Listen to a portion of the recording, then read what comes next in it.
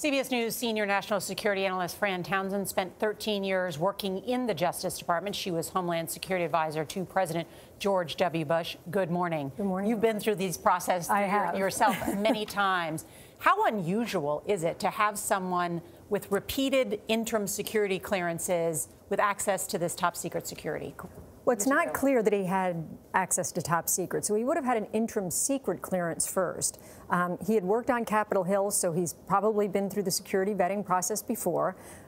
It's surprising to me, given his prior government experience, that he was still in an interim security clearance position, right? And the staff secretary job, normally this is just moving paper around, Norah. It's not.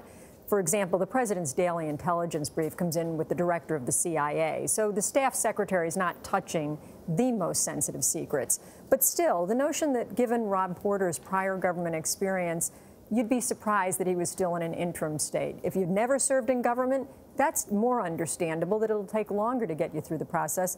But it's clear that there were problems in this investigation. People were aware of that going back to March. So the FBI director made clear they've alerted the White House many times throughout the past year. They even closed the file in January. Does it pass the smell test that either a deputy chief of staff or the chief of staff wouldn't know about these problems? It is not possible to me. Look, I think Sarah Sanders from the podium is relying on, there's this career staff in the White House that determines these security clearances.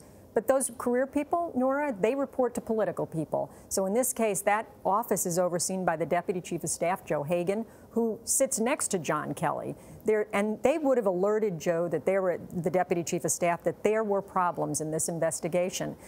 By the way, when the FBI completed it in July and the White House asked additional questions, the White House would not have gone back to the FBI to ask additional questions without clearance from leadership in the White House. In other words, if it had not risen to something higher than just kind of career staff. That's right. And the FBI, John, didn't say they had completed it without running to ground these domestic abuse allegations. So that was resolved in July. Now, whatever the White House asked between July and November, fine. But those domestic abuse allegations were completed and looked into to the satisfaction of the FBI by July. What's a big question that you have?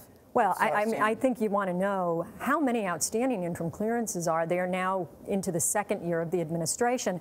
In fairness, I will tell you, this administration brought in more people who had never served in government, and those take longer. Because typically, if you've served in government before and you come back in, you just have to update your clearance.